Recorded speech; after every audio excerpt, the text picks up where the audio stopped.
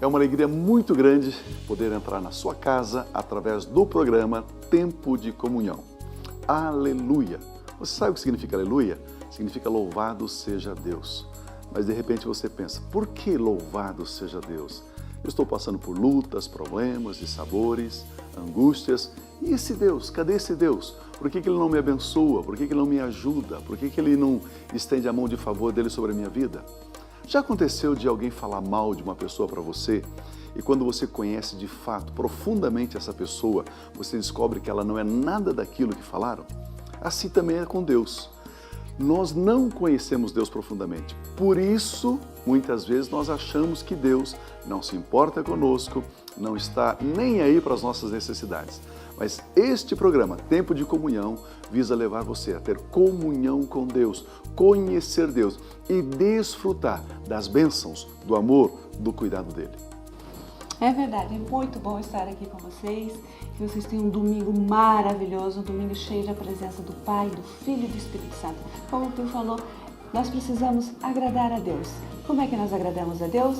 Agradamos a Deus quando nós agradecemos a Ele por todas as coisas, pelo bem que Ele nos faz, pelo fato de podermos ter levantado nesse dia. E que esse dia seja um dia maravilhoso para vocês.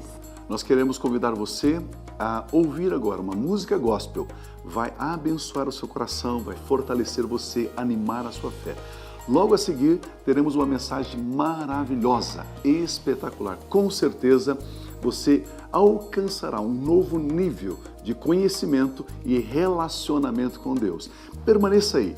Depois da mensagem, nós voltaremos para um tempo de oração. Queremos abençoar a sua vida. Eu sei que Deus tem grandes coisas para você nesse domingo, nesse dia, porque esse é o dia que fez o Senhor. Vamos ao nosso momento de louvor, de música e depois a nossa mensagem.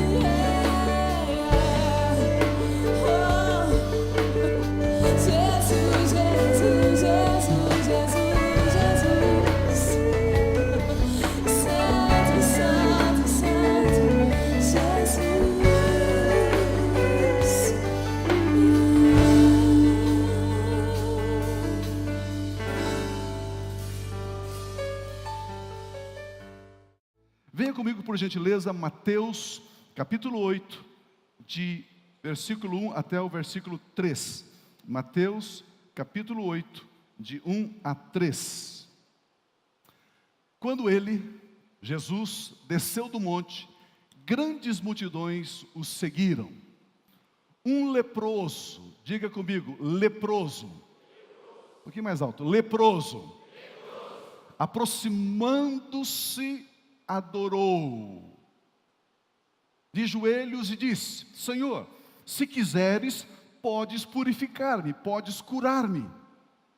Jesus estendeu a mão, tocou nele e disse: quero, seja purificado. Imediatamente, instantaneamente, no mesmo segundo, no mesmo instante, ele foi purificado da lepra. Aleluia, glória a Deus, graças a Deus. Queridos, eu tenho dito isso para vocês. A Bíblia é um livro compacto, é um livro econômico.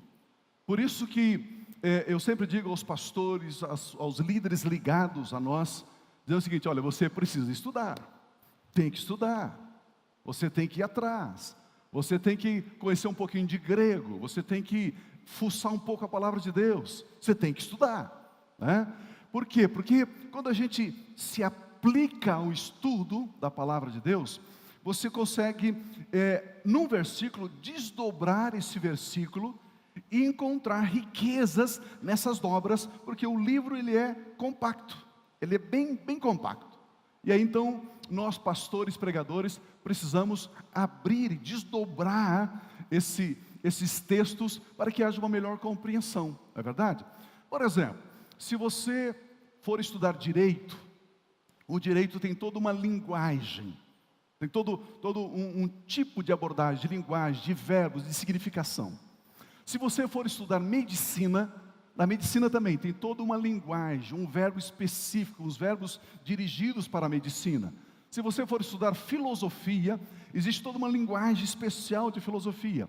Da mesma forma, quando nós lemos a palavra, quando você vem à igreja, existe toda uma linguagem focada, direcionada, e aí então a gente precisa crescer, aprender, desenvolver esta linguagem. Por exemplo, o texto sagrado diz, no versículo de número 2 desse texto que nós lemos: um leproso aproximando-se, espera lá, não existe isso, um leproso aproximando-se, é impossível um leproso aproximar-se de alguém. Por quê? Porque o contexto social da época, a lepra simplesmente era uma tragédia humana. A lepra é uma tragédia humana. A pessoa, ao ser diagnosticada leprosa, quando alguém dissesse: olha, você é um leproso, essa pessoa, ela era arrancada, ela era tirada da sociedade. Por quê? Porque a lepra é contagiosa. Se ele encostar em alguma pessoa, outra pessoa fica leprosa. Se encostar na outra, a outra fica leprosa. E a lepra não tinha cura. Simplesmente não tinha cura para a lepra. Então o que eles faziam? Eles pegavam os leprosos, as pessoas que foram diagnosticadas leprosas, tiravam e colocavam num canto. Algumas cidades maiores tinham um vilarejo, a vila dos leprosos. E os leprosos ficavam ali. As cidades menores, conforme a região montanhosa, havia algumas grutas, literalmente algumas grutas nas rochas, e ali eles colocavam os leprosos, cercavam e colocavam os leprosos ali. Era assim que se vivia. Quando o texto diz que esse leproso aproximando-se de Jesus, não. Precisamos entender isso. Precisamos ver por que isso está aí. Porque os leprosos, eles não podiam sair da vila dos leprosos ou da gruta dos leprosos. Os leprosos, eles não eram sustentados, cuidados pelo Estado. Não. Eles eram cuidados pelos próprios familiares. Então, seus familiares, por exemplo, tinha uma gruta, a gruta dos leprosos. Então, o familiar, o esposo, a esposa, ou o marido, os filhos, os pais, eles vinham de tempo em tempo, até determinada distância considerada segura, e ali então tinha uma pedra, tinha ali uma madeira, um tronco, e a pessoa vinha com o alimento, colocava ali sobre aquela pedra, sobre aquela madeira, e gritava o nome do seu familiar, que era leproso, que estava lá dentro daquela gruta, ou lá naquela vila, e gritava o nome da pessoa: fulano de tal. O leproso sabia que o seu familiar estava lhe trazendo comida, colocando comida ali. Ele vinha então para pegar a sua refeição, para pegar a sua comida. Agora é interessante, queridos, que o leproso, a lepra ia simplesmente devorando a pessoa, ia comendo, corroendo, ele perdia a orelha, ele perdia o nariz, ele perdia os lábios, ia caindo o cabelo, ia perdendo os dedos das mãos, dos pés. Ele simplesmente, a lepra ia corroendo, comendo o corpo da pessoa. E alguns leprosos já estavam com um estado mais avançado, que quando seus parentes vinham ali, trazendo o alimento, ele lá de dentro da gruta escura, ele olhava a sua esposa, ou o seu esposo, o parente que fosse, o familiar que fosse, o filho, mas ele não saía, porque ele não queria que esse familiar visse o seu estado. Ele não queria. Então ele olhava, ele reconhecia a voz da sua mulher, reconhecia a voz do esposo, do pai, do filho, mas ele ficava escondido com vergonha. Com vergonha, ele não saía para dizer: oi querida, oi querido, como você está? Não. Agora vamos imaginar esse leproso. Vamos imaginar que ele tivesse aproximadamente 30 anos de idade, quando foi diagnosticado a lepra. E vamos supor que ele tinha um filhinho de, 10 aninhos de idade. Ele jamais poderia esquecer aquele dia, onde as autoridades do povo veio ali, diagnosticou que ele era leproso e arrancou ele do seio da família, deixando a esposa e deixando o seu filho, de 10 aninhos, e levou ele para a gruta dos leprosos, e jogou ele ali. E 2, 3 vezes por semana, a sua esposa com seu filhinho vinham ali e colocava comida, chamava ele pelo nome: fulano de tal, querido, aqui está o seu alimento, aqui está a sua comida. Eu fiz a comida que você gosta, eu fiz o prato que você gosta, aqui está o alimento que você gosta. Mas ele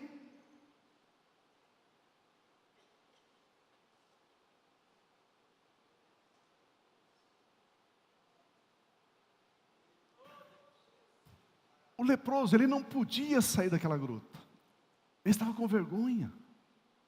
Ele olhava o rosto do seu filhinho, o rosto da sua esposa, mas eles não viam mais ele.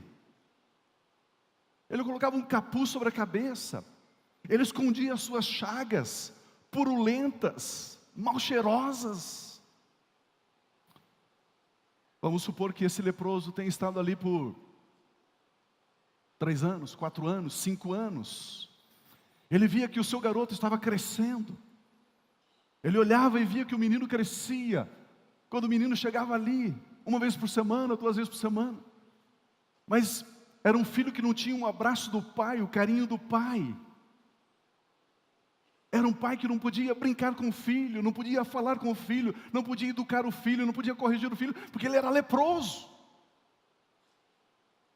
A lepra, uma tremenda tragédia, que levava a pessoa a viver isolada.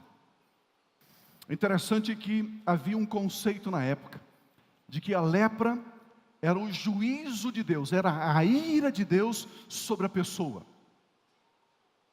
E essa pessoa então vivia debaixo de condenação, debaixo de peso, debaixo de tristeza. E muitos pensavam: o que foi que eu fiz de errado para merecer esse castigo, esta penalidade? O que foi que eu fiz de errado, Deus? Deus, ao menos se eu soubesse qual é o meu pecado, Deus. Eles tinham toda essa culpa, essa condenação, essa opressão. O isolamento da família, o isolamento da sociedade. Não tinha mais projeto, não tinha mais trabalho. Poderia ser ele o profissional que fosse, capaz que fosse, ele era arrancado da sociedade, jogado naquela gruta. E além disso, ele tinha culpa. Alguns leprosos entravam numa crise emocional, existencial tão grande, que eles diziam: eu não aguento ficar aqui nessa gruta, não aguento ficar aqui nessa vila. Então eles se cobriam com capuz, roupas mangas compridas, e eles saíam na sociedade para ver um pouco, para ver uma outra paisagem, um outro ambiente. Mas se porventura alguém se aproximasse dele, ele gritava e dizia assim: leproso, leproso. Ele se autodenunciava. E as pessoas se afastavam dele. E muitos pegavam em pedras para apedrejá-los. E muitos leprosos que se afastavam muito da vila ou da gruta, eles eram apedrejados. Morriam apedrejados. E o leproso sabia que ao sair ele corria risco de vida, ele poderia morrer apedrejado pela sociedade, porque ninguém queria um leproso perto, porque a lepra era contagiosa. Essa era a situação. Esta era a situação. Era isso que estava acontecendo.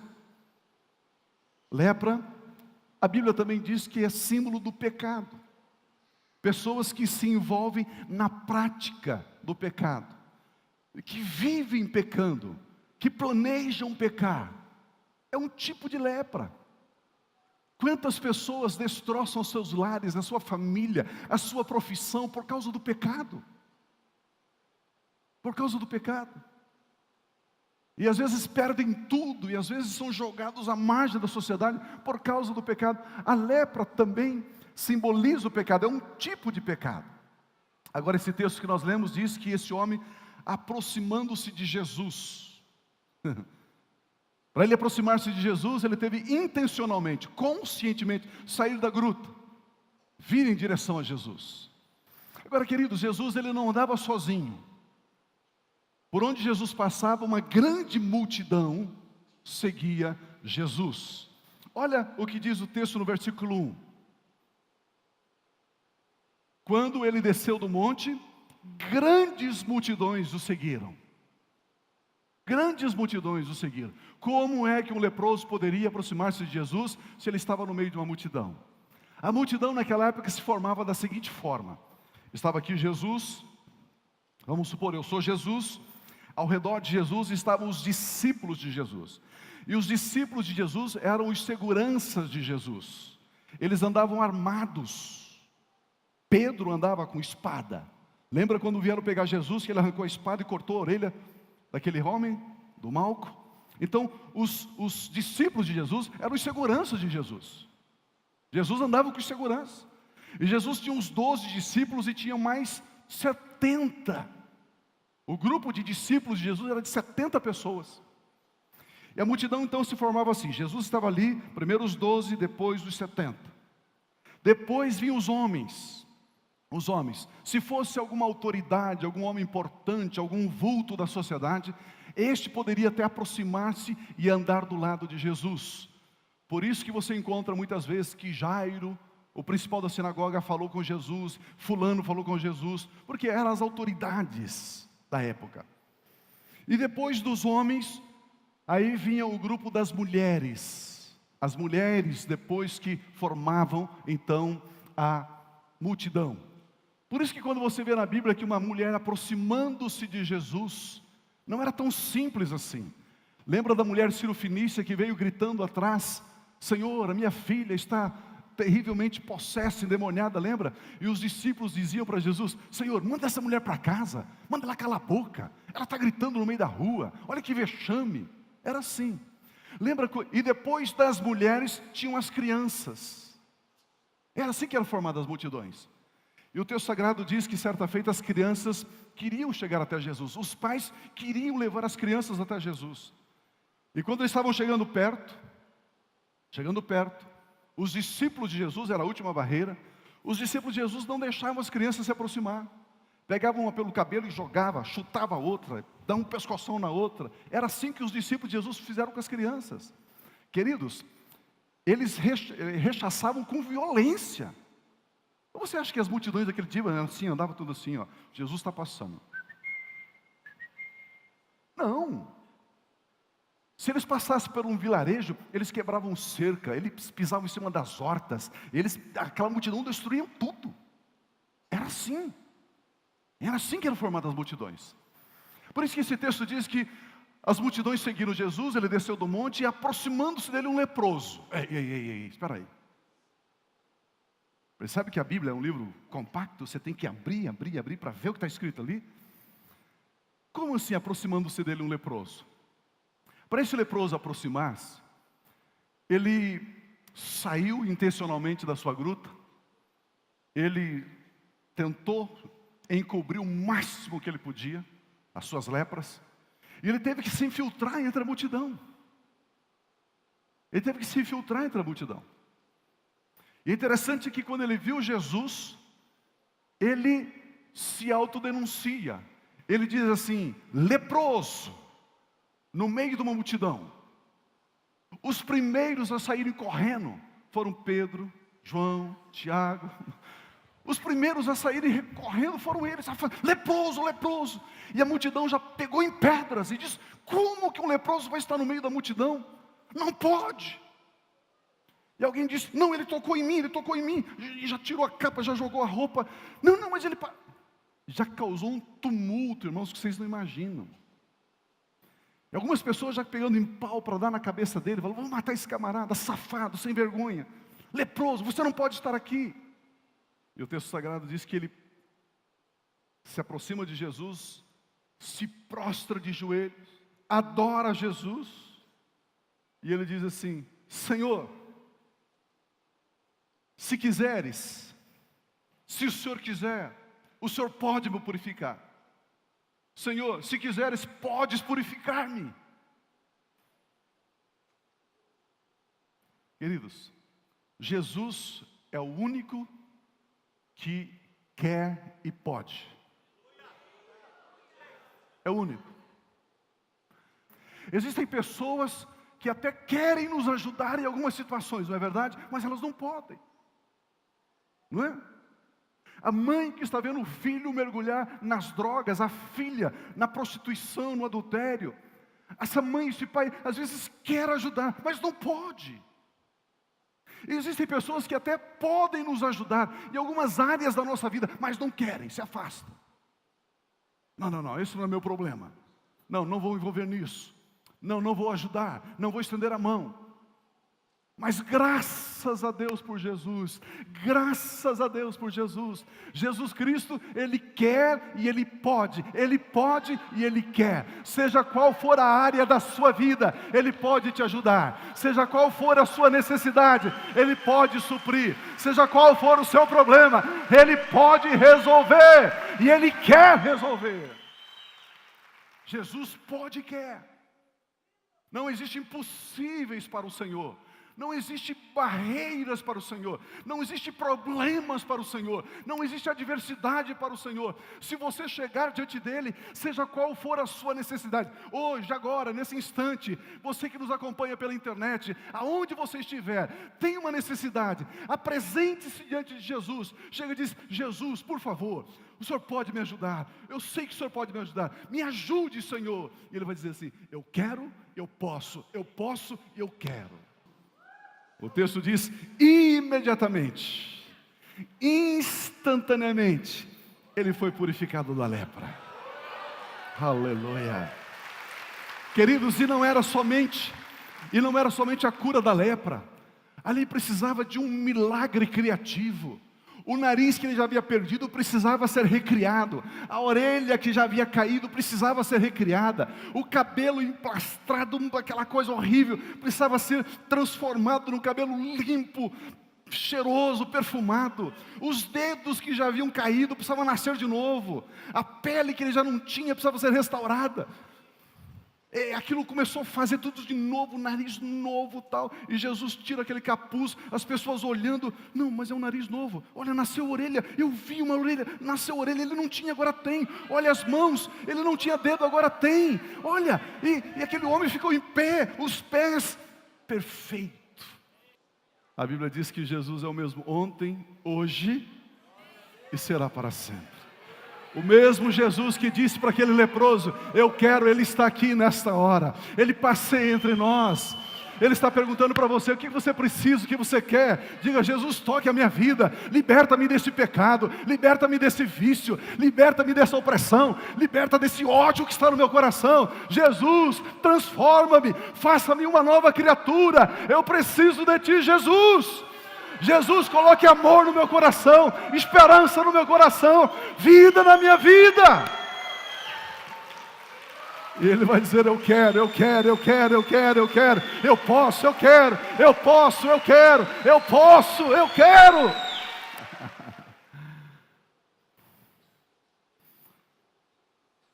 Aí Jesus olha para ele, sorri, e aquele homem vai se afastando, vai saindo.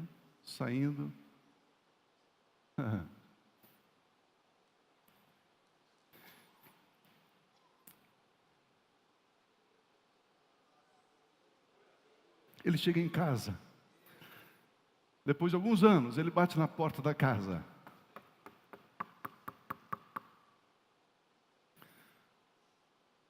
A mulher diz, quem será que é? E ela vai lá abrir a porta. Olha, Pois não, moço, o que o senhor deseja? Aí ele dá um sorriso, ela olha e diz, não, mas você é você? Você é quem eu estou pensando que você é? E nisso chega o garotinho, agora já com uns 15, 16, 17 anos, do lado da mãe, e diz, mamãe, quem que é?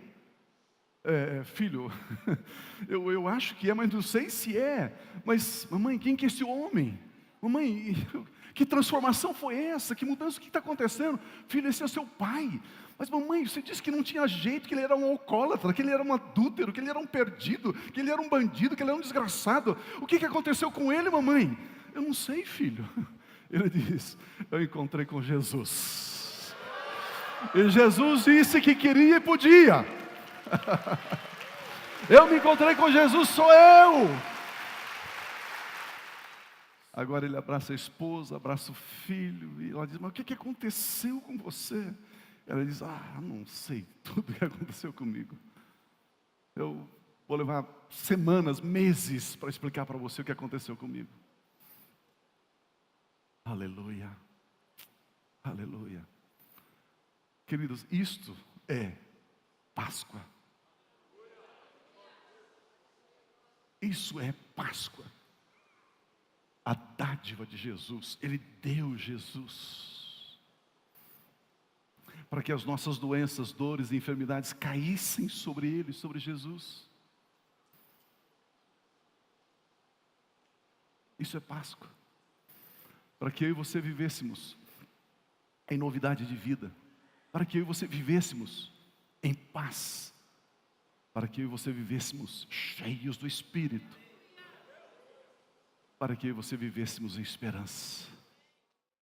Eu tenho certeza que você foi alimentado, abençoado com a mensagem de Deus ao seu coração. Nós queremos orar.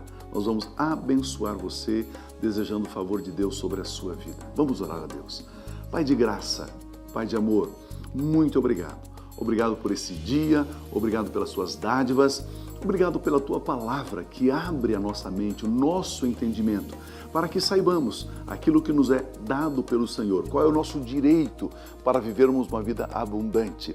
Deus, eu coloco a vida do meu irmão, da minha irmã, do meu amigo, da minha amiga, de cada pessoa nesta hora. Senhor, estenda a sua mão forte, Espírito Santo de Deus, sopre nesse coração. A sua graça, o seu favor esteja sobre esta casa, trazendo saúde no físico, trazendo paz, harmonia, alegria, vitória e um novo ânimo. Eu sei, Pai, que esta é a sua vontade, por isso eu oro agradecido, sabendo da sua intervenção, em o nome de Cristo Jesus, o nosso Senhor, o nosso Salvador. Amém, Senhor. Amém. Eu tenho certeza que esse programa tem abençoado você, tem edificado a sua vida, o seu lar. Eu quero convidar você para participar ainda hoje dos nossos cultos, agora às 9h30 da manhã e também às 6 horas da tarde. Não deixe que o seu domingo seja o domingo rotineiro que você sempre tem tido, né? Levanta tarde e depois você vai almoçar com os amigos e depois você vive uma vida assim lá de sofá. Não. Invista na sua vida. Sabe de uma coisa? Para você alcançar resultados diferentes, você precisa fazer coisas diferentes. Amém? Então você é o nosso convidado especial, ok? Fique na paz de Cristo Jesus.